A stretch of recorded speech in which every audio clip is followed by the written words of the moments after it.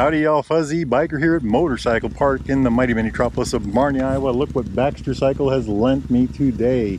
Actually, its owner, the new owner, Steve, has lent me this today. He hasn't seen it yet. Baxter's just got this in. I think they came in yesterday. They put it together today. And Steve, the owner of this bike, is going to pick it up tonight. So we're going to sneak this in. I sent him a text, asked him if we could do a little video on this little hot rod. It's kind of got everything. It's a pretty loaded motorcycle. This is the brand new Royal Enfield Himalayan 452 in Kamet white. Kamet is a pass up in India somewhere, or a mountain pass or something like that. It's got these really distinctive kind of colorways on it. You know, this silver kind of a, check that out through here. It's got a silver subframe on the back. Check that out right through there. It's got, move my Noru gloves here. It's got the silver on the top of the seat. I hope that shows up. He has added the silver radiator guard right here. Isn't that neat? I like that. It's metal. He's added the silver bags on the back. So there's lots of silver added to this one. So white, silver. But the big deal about this particular motorcycle are the rims. This has got the 21-inch wheel on the front. But check it out. These are tubeless. So these are cast wheels with a cast hub. It's a different hub, different wheels, spoked of course, with a tubeless tire. This is a 90/90 21 right there. But look, you can see the ends of the spokes right there. So no tube in this one. There's the air valve right there. So really nifty, isn't it? Both front and back. First one I've seen like this. It's got a 140/80/17 on the rear. Same kind of a thing. It's got a different hub. Oh, the hubs are silver. I just noticed that too. Check that out. So the hubs are silver. The subframe is silver. This is silver here. This stuff here. The seat top is silver. So lots of silver going on here. And then, like I said, he added the bags. He's also got this Royal Enfield touring screen on here. It's a bit taller. The standard one's about this high. So I rode a standard Himalayan this morning to go run some errands with the short screen, and I had rode my Himalayan up to Baxter's with the tall screen, but you could really tell the difference. The wind on my body was, it was palatable. It made a big difference to have the taller screen on there. Anyway, going back to the bike, he's got these nifty engine guards. So let's just start at the front. Tubeless tires, windscreen, large, tall. Radiator guard, engine bars down here. He's got a pipe coming for it. It's not in yet, but he's got a pipe coming for it. He's going to leave the exhaust pipe on it. He's got these bags on the side, these Royal Enfield bags. That's embossed in there. He's got the Royal Enfield trunk on the back. I have this on my hot rod Himalayan, and number one, I love it. One of the best adds I ever did to a motorcycle. Check it out on the back here. I had a friend sit on the back of mine the other day. We rode. We had to take my bike home, and he drove that home, and I gave him a ride back. And he said it was a comfortable seating position, good backrest. So what is a Royal Enfield Himalayan? It is we'll start with the heart of it. It's a single cylinder, dual overhead cam, 452 cc, 4-valve engine, cranks out about 40 horsepower, about 30 foot-pounds of torque. That's about 42 newton meters. It's liquid cooled. It has about an 8,000 RPM red line. Loads of torque where you need it. Very, very good engine. All that power goes through a wonderful 6-speed transmission. And I'm going to go over here and show you the shifter, but I don't really know where the transmission is. I suppose it's back in there somewhere. It's kind of a semi-dry sump. In other words, there's a sump that keeps the oil in separate from where the crankshaft area is, but it's all built into the engine. Isn't that just neat? One of the neat features, when I did a valve adjustment on mine, here is the top of the radiator. So the hot tube goes back in here at the top of the head. And then the bottom tube comes out of the water pump right over here. So when I did my valve adjustment, I did not have to mess with the radiator at all. So going back to the bike specs, it's got this beautiful upside down fork, Showa upside down fork, 43 millimeters, got about 8 inches of travel. It's about 200 millimeters. The 21-inch front tire, 90/90/21. On this side, we've got the single disc, 320 millimeter single disc brake, Bibury, dual piston caliper. It's got the different hub. Look in here, you can see the ends of the spokes. So that's how you adjust the spoke ends. Right there, little bolts. Very interesting.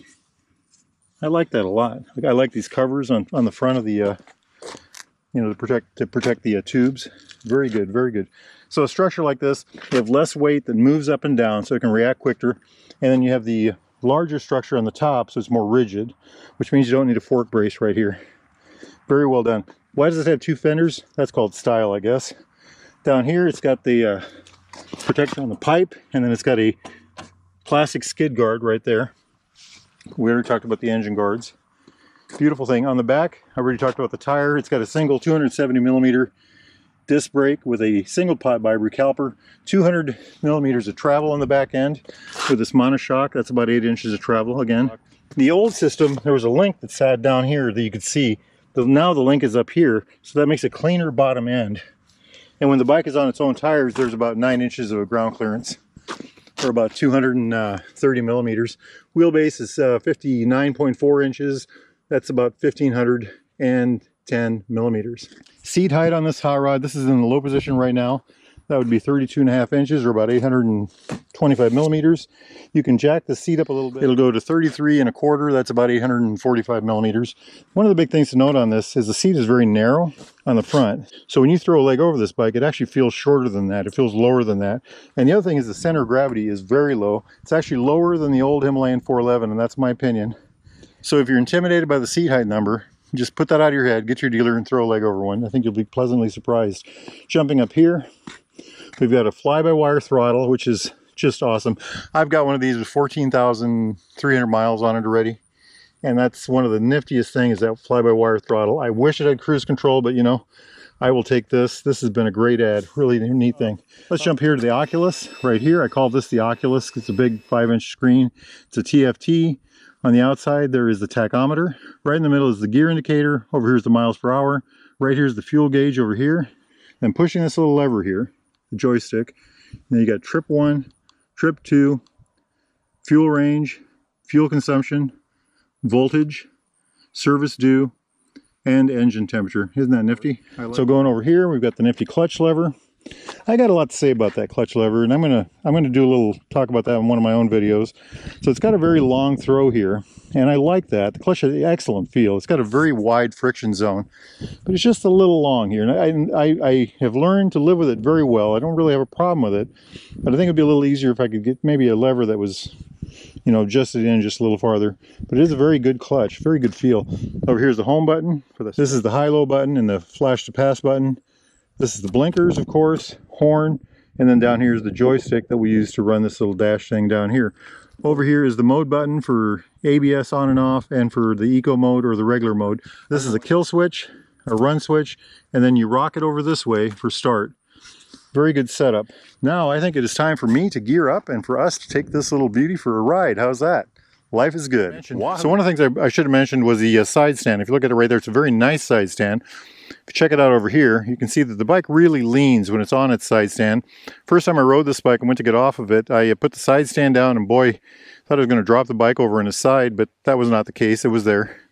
It's got a pretty wide foot, but I think I am going to get an extra wide foot on it. So why does it lean so much? I think the reason it leans so much, there's all kinds of things on the internet, but I think the reason it leans so much is they wanted the seat height to be lower so you can get on and off the bike easier.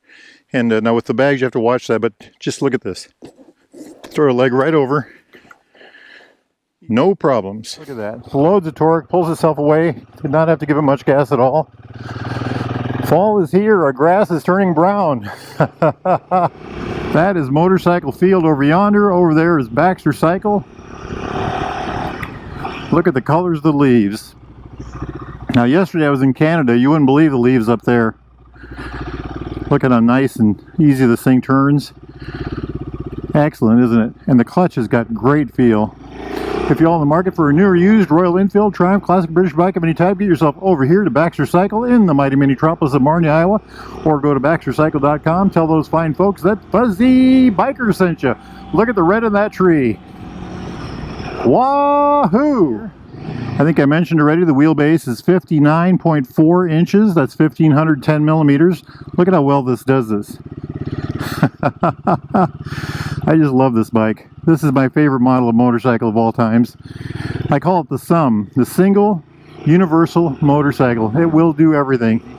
So I have one of these with 14,000 miles on it, and just to give you an idea of why I call this a SUM, I drove this up to Canada. I left Monday morning about 8 o'clock, and I got back Tuesday night at about 11 p.m. I did 1,300 miles in 39 hours, and the bike did not complain one bit.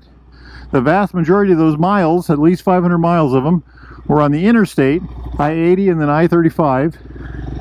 And then when we got to Duluth, we got on Highway 61 or North Shore Drive. Welcome to South Marnie, by golly. And by the way, North Shore Drive, I think that's what it's called, Highway 61 up there, going north out of Duluth. That's one of the most amazing roads I've ever been on in my life. If you ever get a chance to take that, do that. I took it all the way up to and into Canada. I wanted to see if my passport would work. I just love doing this on this bike. Look at how well this thing is. This is a bike with a tall seat and a long suspension, and it just handles so well. You know, a 59.4 inch wheelbase. Simmer down, simmer down. It's a new motorcycle. That is the top of Bigfoot Hill there. You can't see him, but there's a couple of Bigfoot up there. Speaking of what I can do with mine, so I took it up to Canada, right? Well, I've gone out to Colorado, I think 2 or 3 times, 3 times already this year. 2 times on the Himalayan. We took it on BDR trail. We did some river crossings, knee-deep water. We did that with knee-deep water with one of these. No troubles, 2 of these, no troubles at all. Check this out. I call this the hill spin test. I love the way this thing handles. Next time you all are in the mighty metropolis of Marnie, Iowa, make sure you stop right here at the Derailed Grill. Try their absolutely fabulous Wahoo burger. I had one the other night. We're going to take it easy, take it easy. New motorcycle, it only has 2 miles on it. I love the way this thing sits. You sit almost upright. Your knees feel like they're just a little lower than your hips. Your heels are behind your knees. It feels like a tight setup, and it is a tight setup. Your foot pegs are quite a bit up, and they are back, but they're back so you can stand up very well. They work very well when you're standing up. They're in the right spot for that. Now, having said that it's a tight leg position, I took this on 1,030 miles in one day in 16 hours and 1 minute, and I did just fine. I did 800 miles yesterday. You know, no real leg trouble at all. I mean, it was very comfortable. I don't know how they do that, but Royal Enfield has made that work for in some way. So it's a comfortable bike. Big wide seat in the back, narrow in the front. Works very well. Very happy with the stock seat. How does the bike handle? How does it do? Well, in the garage it moves around pretty easy. It's 430 pounds. That's about 195 kilograms. So it pushes around pretty easy. It would seem like a stilty bike, and it is kind of, but it's got a very low center of gravity, so you don't get that stilty feeling like it's going to go over on you. You know, it's got very good feel in that sense. In a parking lot, it's a snap. Your driveway, it's a snap. It really is. And at low speeds, I just love it. It works very well. Let's see if we can see around this truck here. You know what? Let's go this way this day.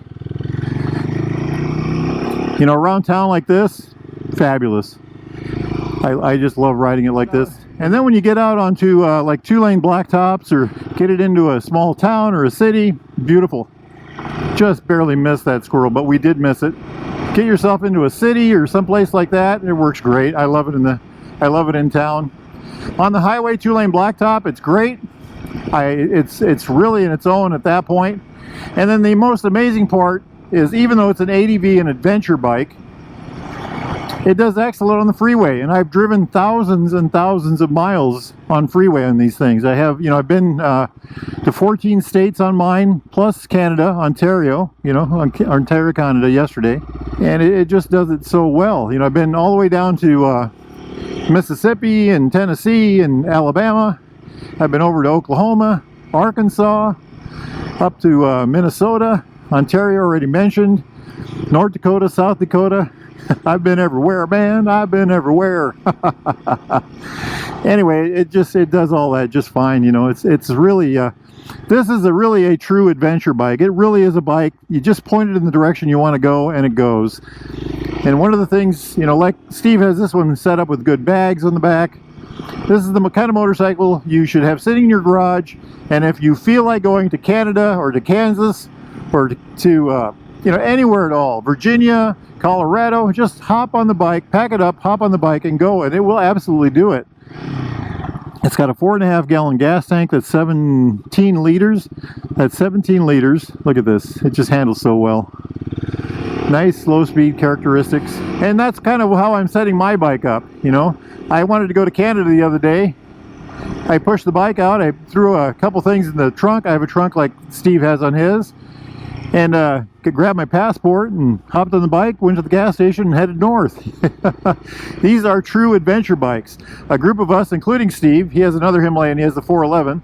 We went out through the Lost Hills of Iowa the other day and just did all kinds of back roading. And I was on my 452, they were on their 411s, and a guy was on a Tiger, another guy was on a Tenere. And you know, it was just a wonderful time, just a wonderful time. It's a great motorcycle, my friends. Now, if y'all are interested in a bike like this, a newer used Royal Enfield Triumph, classic British bike of any type, need parts, accessories, thingamajigs, doodads, shirts, jackets, gloves, anything at all, get yourself over here to Baxter Cycle in the mighty mini-tropolis of Marnie, Iowa. Or go to baxtercycle.com. They ship motorcycles. Make sure you tell them Fuzzy Biker sent you. Hit like and subscribe if you would. Leave me a comment, I really appreciate those. Now I think I'm going to go park this motorcycle and hop on mine. You all do the same if you can. Life is good, my friends. Get out and ride. Wahoo!